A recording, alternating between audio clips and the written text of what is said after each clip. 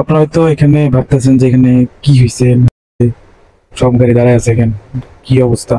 তো এখানে বিষয়টা আপনাদেরকে ক্লিয়ার করতেছি।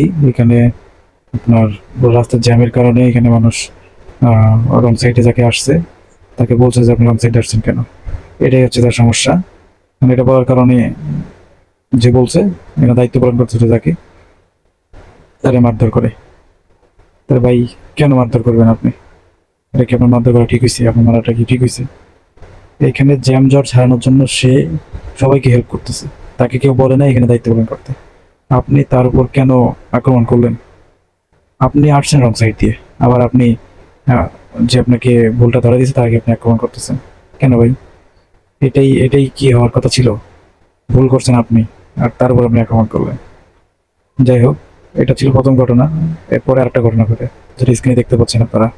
এটা এক বাইকার, এটা রিস্কালার সাথে গ্যাঞ্জাম লাগছে, মানে রিস্কালা আগে যাবে, বাইকালা আগে যাবে।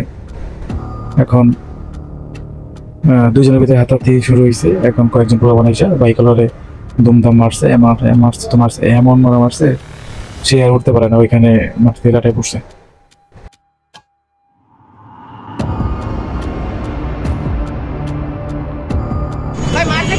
তো যারা মার ধরা গেছে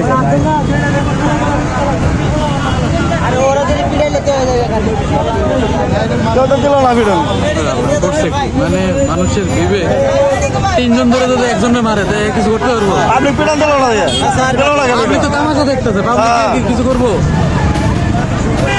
পাবলিক তামাশা দেখতেছে, এর মানে বাইকের চাবিটাও নিয়ে গেছে। জায়গাটা হচ্ছে আপনার তেজগাঁও বেগুনবাড়ি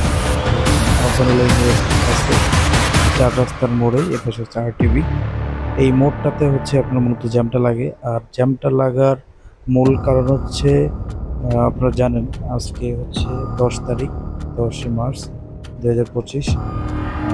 বনানীতে একটা অ্যাক্সিডেন্ট হয়, দুটো গার্মেন্টস কর্মীকে বাসে মেরে দেয়। মেরে দেওয়ার পরে ট্রাকের নিচে পড়ে মাথার ঘিলু বাইরে যায় সম্ভবত।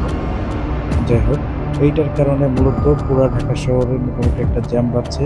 আর এই জ্যামটা এখানে এসে লাগছে আপনার তেজগাঁও বেগুনবাড়ি। সবাই যদি আপনার ধীরে সুস্থে যায় তাহলে কিন্তু জ্যামটা লাগে। সবাই আগে যাওয়ার চিন্তা ভাবনা, এই মন মানসিকতা থেকেই জ্যামটা লাগছে এখানে। একজন একজনকে ছাড় দেয় না।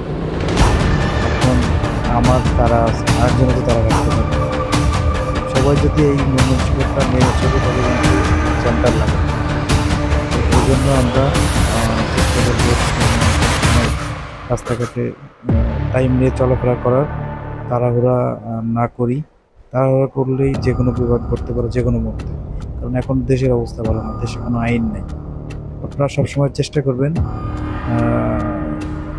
সময় নিয়ে বার হওয়া রাস্তাঘাটে, রাস্তাঘাটে কারোর সাথে রাফ কথাবার্তা না বলার। সবাই ভালো থাকবেন, সুস্থ থাকবেন, এই দোয়া করি। আল্লাহ হাফেজ, আসসালামু আলাইকুম।